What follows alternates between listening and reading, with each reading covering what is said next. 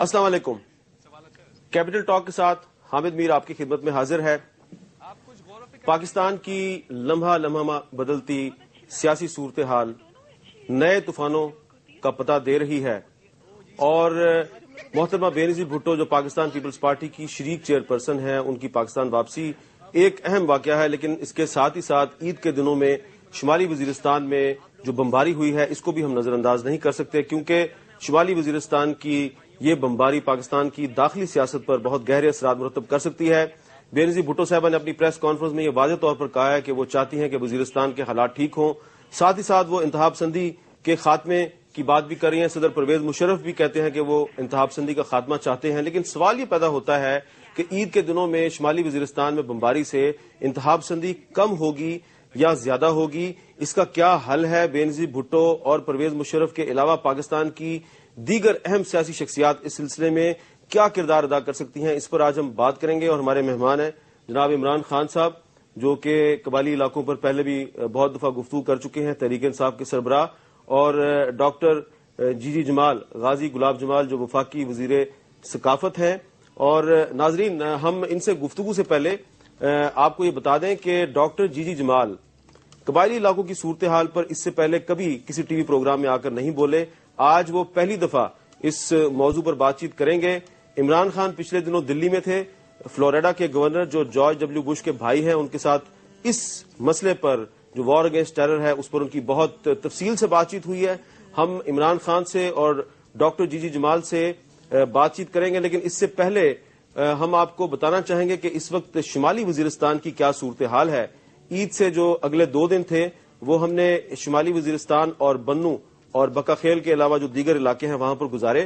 ہم ایک چھوٹی سی رپورٹ میں آپ کو بتائیں گے کہ اس وقت شمالی وزیرستان میں کیا صورتحال ہے، اور اس کے بعد ہم اس رپورٹ کی روشنی میں اپنی گفتگو کو آگے بڑھاتے ہیں۔ یہ شمالی وزیرستان ہے جہاں پچھلے 3 سال سے فوجی آپریشن جاری ہے۔ عید سے چند دن قبل شمالی وزیرستان کے علاقے میر علی میں فضائی بمباری شروع ہوئی۔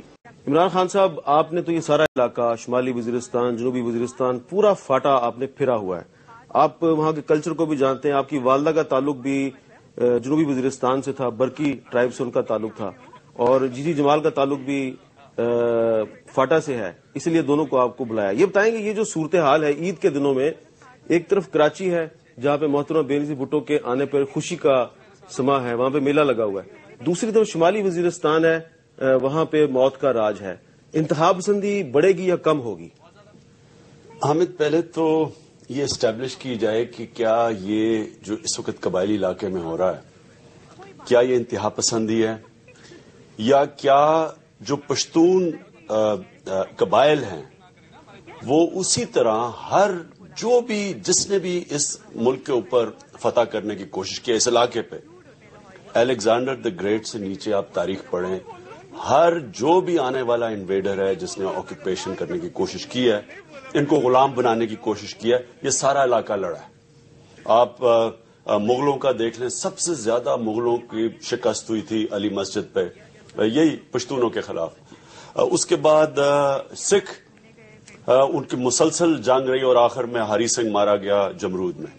اس کے بعد انگریزوں کی 80 سالہ تاریخ دیکھ لیں کہ انگریز اپنے وقت کی سپر پاور تھی، جس طرح امریکہ اب سپر پاور ہے، انگریز تھی۔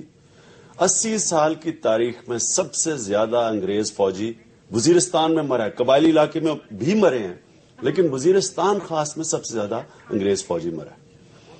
روسیوں کے خلاف یہی قبائل سے گئے لڑنے کے لیے، کیونکہ ڈیورینڈ لائن کا تو ہے ہی، زمین پہ تو کوئی ہے ہی نہیں، آدھا قبیلہ ادھر ہے آدھا دوسری طرف ہے، تو جب بھی کوئی ایک کامن اینمی یعنی کہ کوئی انویژن آتی ہے تو سب اکٹھے ہو جاتے ہیں۔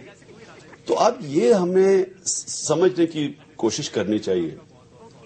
جو میں یہ کہنا چاہتا ہوں کہ فرنٹیئر کے گورنر اورگزئی، جنرل اورگزئی نے، انہوں نے سنڈے ٹائمز کو انٹرویو دیا کہ یہ اب طالبان کے خلاف لڑائی نہیں ہے، القاعدہ کے خلاف لڑائی نہیں ہے، یہ پشتون ریزسٹنس ہے۔ یہ جو ہو رہا ہے اب سارا، یہ جو اب یہ کر رہی ہے پاکستانی فوج، یا کوئی آپ کو طالبان بھی نہیں مارے جائیں گے، نہ کوئی القاعدہ آپ کو نظر آئے۔ یہ سوچیں کہ 2-3 ہزار القاعدہ ہے ٹوٹل، یہی جو ہم سنتے ہیں ایسٹیمیٹس، یہ کم از کم 10 لاکھ قبائل کے اندر مسلح لوگ ہیں، 10 لاکھ۔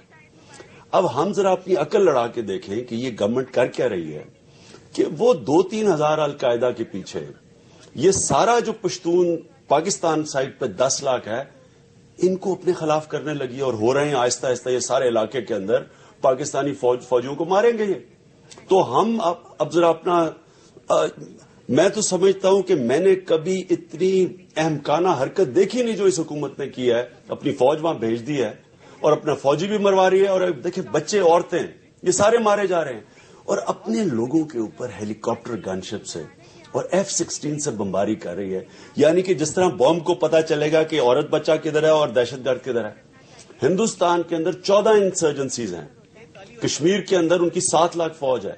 ایک جگہ انہوں نے ہیلی کاپٹر گن شپ سے اور ہوائی جہازوں سے بمباری نہیں کی اپنے لوگوں پہ.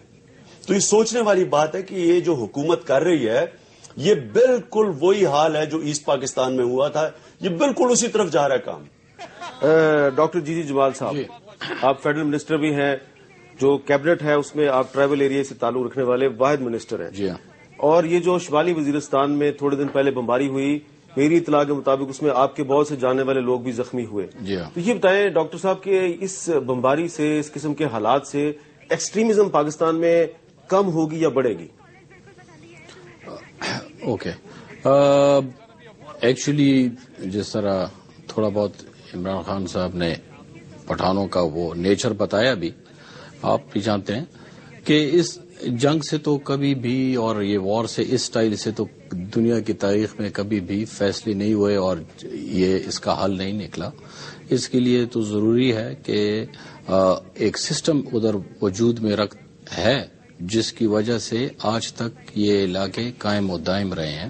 ایک اس کا اپنا رواج ہے اور اس کا حل واحد اور واحد اس کا اپنا جو رواج اور دستور ہے اس کے مطابق اس کا جرگے وغیرہ کے تھرو لایا جائے, مفاہمت. اور یہ مفاہمت فارچونیٹلی ابھی ریسنٹلی جس طرح پاکستان نیچے سیٹل ایریا میں سیاسی اس میں بھی سٹارٹ ہو گیا ہے, گورنمنٹ نے سٹارٹ کیا ہے. تو آلریڈی ہماری بات ابھی ریسنٹلی پرائم منسٹر صاحب سے بھی ہوئی تھی کہ اسی مفاہمت کو ہمارے ٹرائبل ایریاز میں بھی لایا جائے تاکہ, اور جس کا انہوں نے ہمیں ایشورٹی بھی دی. یعنی یہ جو مفاہمت ہمیں کراچی میں نظر آ رہی ہے تو وزیرستان میں ہونی چاہیے. تو جو مفاہمت اگر نیچے دیکھیں یہاں جو آرڈیننس کا جو ہوا ہے کہ جو کیسز ہوئے کرپشن, کیونکہ ہمارے پاس تو یہ کیسز تو ہیں نہیں ٹرائبل ایریاز میں. دوسرا اگر وہاں جو کراچی کے جو کیسز وغیرہ لوگوں کے ختم ہوئے ہیں تو ہمارے پاس تو وہ کیسز بھی نہیں ہیں. ہمارے طرف تو پولیس ریکارڈ اور یہ ریکارڈز تو نہیں ہے. ہمارا تو بیسک پرابلم یہ ہے, اور یہ ہمارا نہیں ہے, یہ اس خطے کا پرابلم ہے. اس کو سمجھنے کی ضرورت ہے کیونکہ یہ ایک کڑی چلی آ رہی ہے پچھلے یہ علاقہ جو ہے یہ 1979 سے کے بعد سے یہ اس کی کڑیاں ہیں جو چلی آ رہی ہیں, اور ڈاکٹر صاحب پے در پے ہم سے غلطیاں ہو رہی ہیں. ہاں, آپ نے غلطیوں کا ذکر کیا. جی, تو فوج یہ مسئلے کا حل ہے یا نہیں؟ فوج بالکل مسئلے کا حل اگر ہوتا تو آج یہ فیصلہ کر لیتے. اگر فوج مسئلے کا حل ہوتا, مطلب ہو جاتا آج, اگر ہوتا تو انگریز کر لیتا. فوج تو کبھی بھی یہاں اس کے نیچر میں ہے, اس خطے کے لوگوں کے پٹھان کے نیچر میں ہے. وہ ایک بات مشہور ہے, وہ کہتے ہیں کہ اگر سمجھا کر اور پیار سے اگر تم اس کو سمجھا دو تو یہ پیار و دوستی میں انسان کے ساتھ دوزخ بھی جاتا ہے. لیکن اس طریقے سے یہ پھر کبھی بھی نہیں مانتا. آپ کو دوزخ ملے اور وہ تو خیر اگر وہ جائے گا ذرا لے جائے گا, لیکن any way I am sorry. Sorry میں یہ کہہ رہا ہوں کہ اگر یہ صرف آپ کی بات آ گئی, اگر یہ بندوق سے مسئلہ حل ہو جاتا تو انگریز بھی یہ مسئلہ حل کر بیٹھا ہوتا. 80 سال تک 47 تک انگریز فوجی مرا تھا وزیرستان میں. جو جدھر ابھی بمباری کی ہے انہوں نے فقیر اے پی کے جو گاؤں میں کیا انہوں نے, وہ فقیر اے پی ہم سب کا اس علاقے کا بہت بڑا ہیرو ہے. اس نے کم از کم 15 سال انگریز کے خلاف جنگ آزادی لڑی ہے جو ہم نے اس علاقے میں کہیں نہیں لڑی.